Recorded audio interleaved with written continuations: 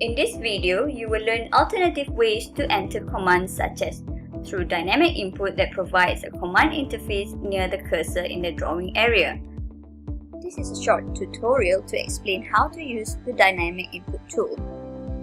Down at the bottom of your screen, you have some drawing aids.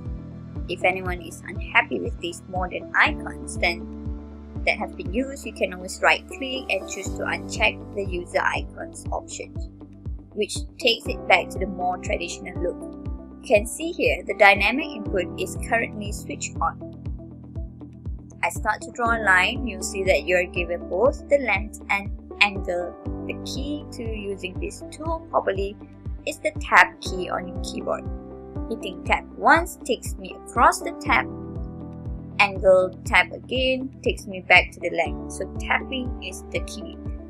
I type in, let's say 35 degrees. Don't enter but tap again. It takes you back to the line distance. You'll see now that the line is locked on 35 degrees and I can type in a distance and enter.